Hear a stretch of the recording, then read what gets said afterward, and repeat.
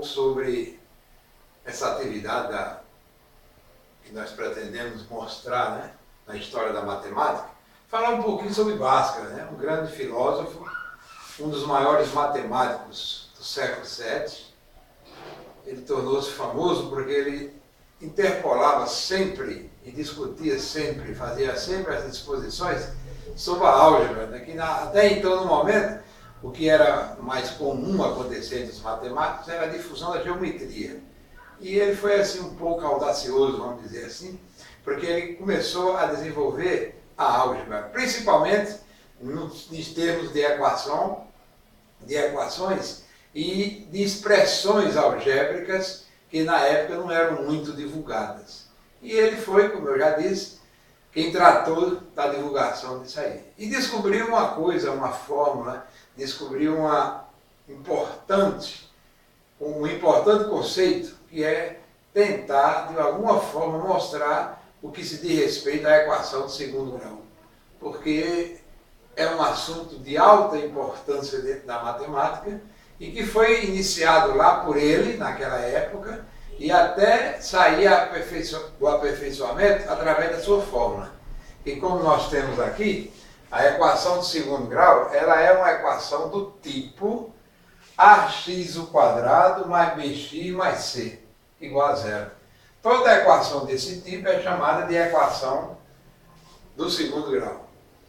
O x é a variável da equação, vamos dizer assim, é a incógnita da equação.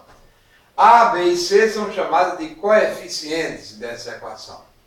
E a exigência para que se tenha isso aqui como sendo realmente uma equação de segundo grau é que o A seja diferente de zero. Por quê? Porque o que significa, o que caracteriza essa equação ser chamada equação de segundo grau é ter o maior expoente de x como sendo 2. Se por acaso o coeficiente dessa variável x² for zero, automaticamente esse termo aqui desaparece, ficaríamos apenas com bx mais c igual a zero, o que na verdade seria uma equação do primeiro grau. Portanto, ax² mais bx mais c só será uma equação de segundo grau se o a for diferente de zero. E não esqueçam que isso aqui são os coeficientes da equação. São números que pertencem ao conjunto dos números reais. Com o seu desenvolvimento, depois de muitas prerrogativas, alguns teoremas implícitos ou explícitos, ele conseguiu provar, conseguiu demonstrar a forma de resolução dessa equação. Porque a equação de segundo grau, hoje em dia, na matemática, é um dos assuntos mais importantes que existe. É muito difícil, em qualquer prova, concursos que se estabelece, haver a ausência da equação de segundo grau. Ela se faz necessária em quase todos os assuntos que a gente trabalha na matemática, por conta disso. Porque é a partir dessa fórmula que muitas questões são resolvidas.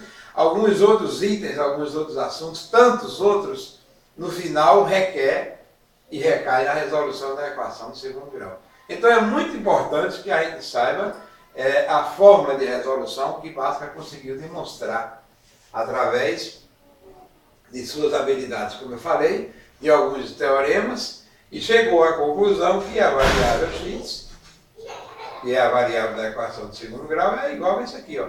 Menos b mais ou menos raiz de delta sobre 2a. Né? B e a são os mesmos coeficientes da equação.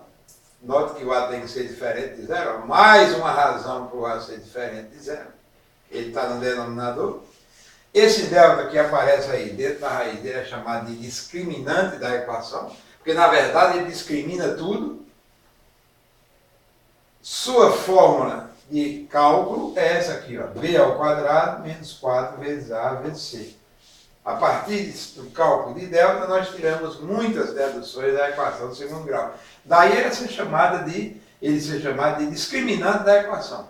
Porque delta é um número real, gente. Se ele é um número real, ele pode ser maior, menor ou igual a zero. E o valor que ele tem, maior, menor ou igual a zero, implica na existência das raízes dessa equação. Quando ele é maior do que zero, isto é, positivo, a equação terá sempre duas raízes distintas. Quando ele for zero, a equação terá sempre duas raízes iguais. Não diz que tem uma equação só. Uma equação de segundo grau, ela não tem uma equação, ela não tem uma raiz. Ou ela tem duas raízes, ou não tem nenhuma raiz real. Né?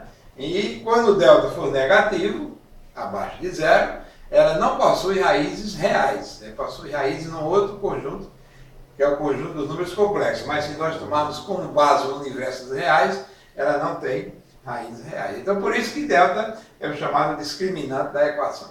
Aí, depois que ele criou essa fórmula, depois que desenvolveu, e depois que aplicou em vários setores dentro da matemática, como eu já falei, aí ele começou, a partir dessa equação, criar outros meios de soluções envolvendo as raízes e os coeficientes da equação. Por exemplo, ele deduziu que a soma, em qualquer equação de segundo grau, a soma das raízes da equação é sempre menos b sobre a. O produto é sempre c sobre a.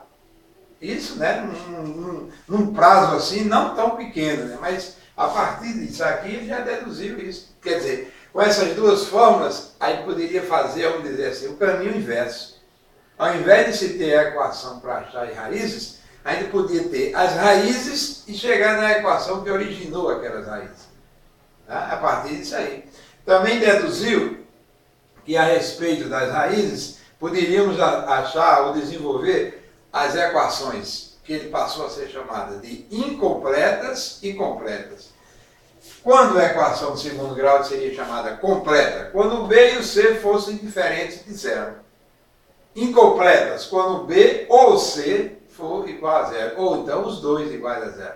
Nós não estamos falando de a, não precisa falar de a, porque nós já dissemos aqui anteriormente que esse a tem que ser diferente de zero.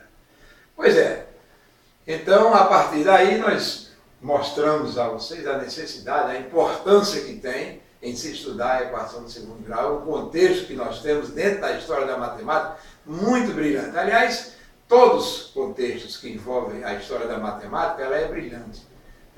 Inclusive, o que mais assim nos une, né? Vamos dizer assim, o que mais nos gratifica em falar tudo isso, é porque eles mostram sempre uma sequência lógica.